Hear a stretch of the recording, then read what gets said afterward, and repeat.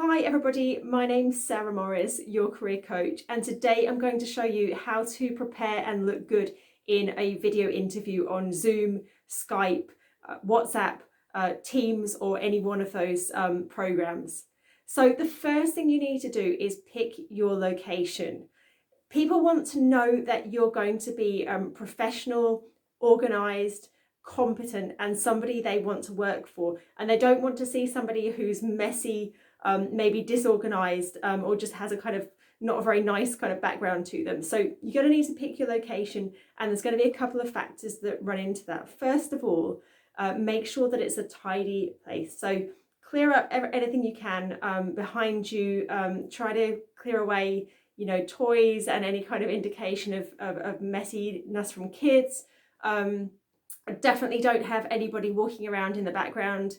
So make sure you find a time that's quiet, and just keep it really, really nice and neat and simple behind you. If you have to have a wall behind you, then that's okay. If not, just keep it neat, and if possible, keep it bright.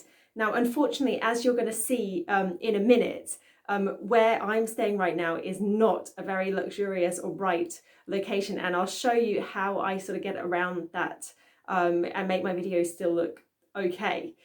And one thing I need to mention is that on Teams, Skype, Zoom, they actually have a way that you can block out your background. So if your background really is that terrible that you can't or that you don't want to show it, you can actually have a fake white background behind you.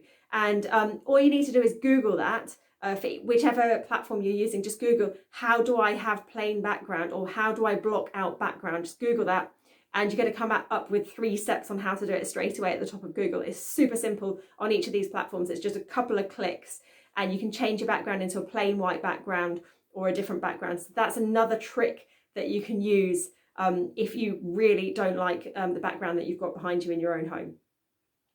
But the other thing you can do, regardless of your background, is to make sure that you have enough light. So this links in with the place you choose, but it's also the second point about making sure that you've got light facing your face. So one of the quick and easy things to do is to set yourself up in front of a window. So set up even if it's not a real desk, set up a place for the interview that's in front of the window, and you've got the light coming in, the natural light coming in from the window. That's absolutely the best option if you can. If you've got a dark place where people can't see you, it's really difficult for them to get a good impression of you, and it just doesn't look sort of that professional and that kind of pleasant for people to look at, and that's unfortunately going to feed into to how they think of you. So one of the other things you can do if you haven't got a window location, or even with the window location, is looking a bit dark, or if you can't have a good background if you face the window. One of the things that I can suggest you get is a ring light, and I'm going to show you that now and how that works with me. So this is the room where I make my my videos right now. This is where I'm staying. It's actually my grandmother's old house, and it hasn't been decorated in around 30 years since my grandma first moved here. And as you can see, it's definitely not a luxurious kind of place. And this is my dog Jenny keeping my seat warm. She's got a collar on at the moment because she's got a wound on her leg that she keeps licking. And so this is the equipment I use. It's called a ring light, and you can see it's got a little stand there, and all it is a really bright light, and it lights up my face, and I can't tell you how much of an improvement it makes to the videos. It's really the difference between a video that's actually quite good to something that's really bad. And so it's got a ring light there. You can see this light, and then the phone just clips into the middle of it. And you just put the phone on selfie view, and it just works perfectly for videos, interviews, and things like that. And if I want to, I can also plug a microphone into my phone, and then the lead just comes up to me around my back, or can just be clipped to the front. So that's it. It's a super neat piece of equipment, and it makes the absolute difference between a good and a bad video. So there you have it. That's all I use. It's just one simple piece of equipment, and it makes all the difference to me. It really, really, really does. So if you really don't have a good bright window to go for, I do recommend you investing in a ring light. They're not that cheap. The one I've got was about, I think it was about $70 or something like that. You might be able to get cheaper ones. I'm not sure how good they are. The one I've got is pretty robust, and it works for me, but it may well be worth the investment, especially if you're going to be having a lot of meetings that are continually online. So it's something that you might end up using regularly, then it could be well worth the investment. So the next thing is sound. What you want to do when you're in the interview is make sure that the interviewer can hear you. So when they ask you a question, or when you first speak to them, don't be scared to say to them, can you hear me? Can you hear me correctly? Because if they can't hear you, then obviously they're not going to be able to know what you're saying and what you're trying to get across. And ultimately you're there to speak and they're there to listen to what you have to say. So do make sure that they can hear you properly. Don't start talking not knowing whether or not you're coming across clearly to them. So don't be afraid to ask about that. And if you are finding when you're doing video calls consistently that there's an echo or that the sound isn't very good, then I really recommend that you purchase a really cheap lavalier microphone, which is a clip-on, very small microphone. In fact, if I just lift up my top just here, you might just see it just there, just clip down there.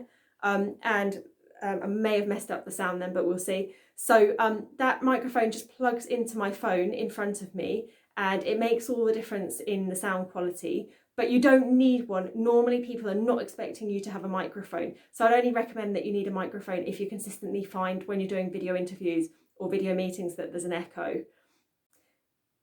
Energy. You need to have energy. So pep yourself up before the interview and make sure that you have the energy for it. Let me just tell you as well that in the comments section, I've got my planner for planning answers to competency-based interviews. So don't forget to have a look through that and be prepared and come in with energy and confidence so that you're ready for this interview. They want to see somebody who's interesting and engaging and who's going to pique their attention for that whole duration of the interview. So be ready and be confident and energetic. If you need to take some deep breaths to get yourself prepared and to lose those nerves, then do so. It's just a case of taking some 3 or 4 really deep breaths in through the nose and out through the mouth. But get ready to have energy when you're there in front of the interviewer. They really want to see that, and it's going to really help you. Now, dress code is something that lots of people ask about. Do you need to dress up if you're just on video? The answer to that is absolutely yes. You will never ever lose points for dressing too smartly. But when it comes to dressing too casually, absolutely you will.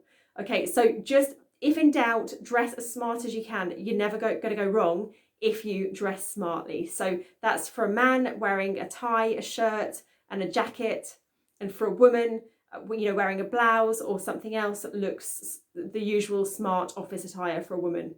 So make sure that you dress smartly. You've got, if you like to wear makeup, you've got the right amount of makeup on, not too much, but enough to sort of accentuate your features and make you look smart and professional. Hair, as you please, down or up, it really shouldn't matter. But whatever it is, make it look neat, professional and engaging to the person who's there in front of you watching you. And one thing that I just didn't mention is that colours, especially for women, if you're wearing different tops and things, if you've got a dark background like mine, then it's probably best, and I've learned this through my own experience, it's best to wear brighter colours so that you shine out of that dark background, or a plain background if you've got a white or a grey background behind you. Conversely, obviously, if you've got a very colourful background, then more plain colours might be better for you. So see how you look and practice and get dressed beforehand and set up your equipment so that you can see exactly how you're going to look.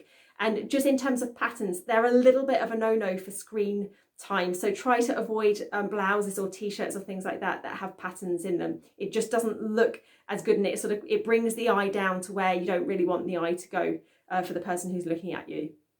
You want to have your camera at eye level. So the mistake that lots of people make is to have the camera down on the phone or the laptop, that is, down on the desk, and they're kind of looking down like this, and then you're getting this kind of like double chin thing here, and it really doesn't look good. You want to have the camera at eye level. So if that means putting your laptop up on some books, then do that, or your phone, that is, on some books, then do that. Obviously for me, I've got the ring light, which I showed you before, so I can set that up so that my phone is absolutely at my eye level. And what you want to do is actually, if possible, focus on the camera.